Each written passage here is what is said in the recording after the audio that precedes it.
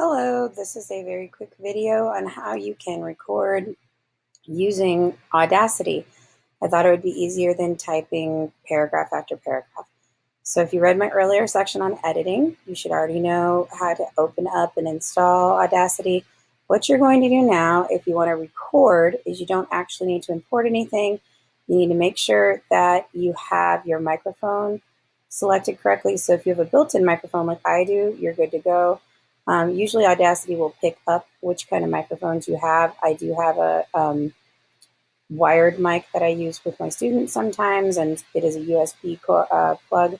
And when I have that in there, it'll pop up as two options. So all you're going to need to do really is just push record and it'll start going. Notice how as I'm talking, the wave lines appear, and the louder I talk, the more wave lines appear. The softer I talk, fewer the wave lines appear. So a lot of this depends on the quality of your microphone and how well or how clearly your students speak or you speak into the mic. Once you're done, you push stop. You can go back and listen to it. So I'm just going to play a bit. Notice how as I'm talking, the wave lines appear, and the louder I talk. Okay, so there you go. Now, if there's certain parts that you want or don't want, I'm going to give you a very, very quick tutorial on how to edit. So let's say that I don't want that loud part because it's jarring. The louder I talk, the more. So notice how I clicked right there. I'm actually going to go and I'm going to click it and I'm going to hold it down. See how it's moving. So I'm up top, I'm creating an arrow. And I'm going to just take off like about 6 seconds. The louder I talk. So now I have that whole section, right? So you go down and you then highlight it, that same section, just to make sure that you got it. And if you don't really like it, once it's highlighted, see how it's in white? You simply just click the delete button and ooh, that's gone. Now, just like any other program, if you do that and you're like, oh my gosh, I did not want to do that, Control Z or Command Z on a PC will easily fix it for you. It's a fabulous way to edit audio. As a music teacher, I edit audio constantly for either content or time.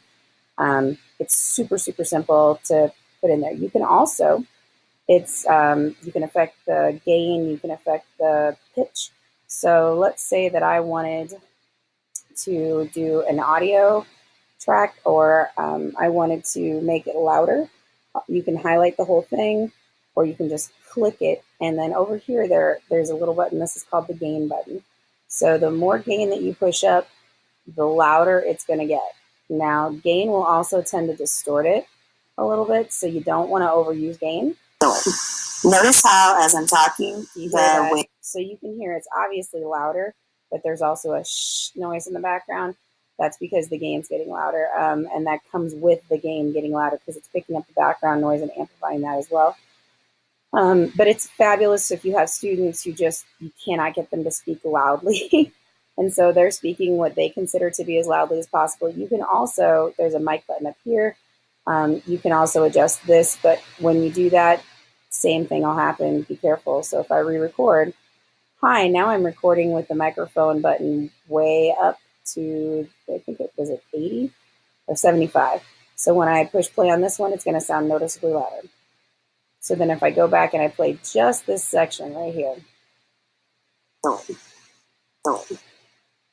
Sorry, I had the wrong thing highlighted. Okay. So if I go back and play just this section, now I'm recording with the microphone button. You'll see how this little line is mainly still in the green, 75, but it gets up to yellow. When I push play on this one, it's going to sound yellow and red. The worse the distortion is going to be. So you want to try to keep it when you're recording all within green, so that people can clearly hear it when you play it back. But it's very easy. You can then add music tracks on top of it or below it. So let's say that I wanted to actually have background music. Once again, you go to import, you go to audio.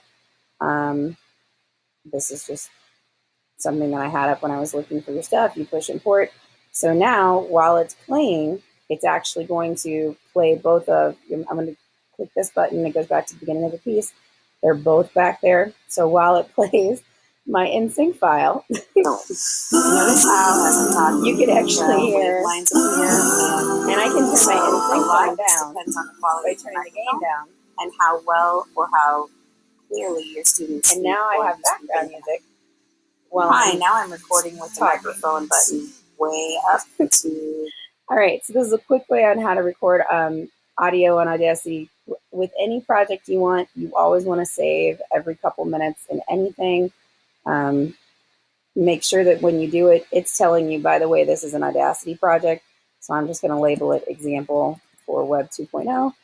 And notice that says AUP. I'm not going to put it in documents. I like to put it in my music file.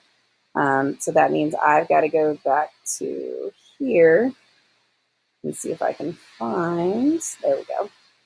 So I'm using a Mac, you may be using a Word, but I'm just gonna find my music folder, and I just downloaded Audacity for this. I usually use it on my PC for school, so I wanna make sure that I create a folder for it.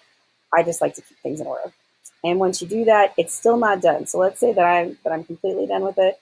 Last thing you're gonna do is you wanna export it. So you can't export it while you're actually playing it. You've got to go back to the beginning. You've got to push stop. And once you do all of that, then it will let you go back and record it. First,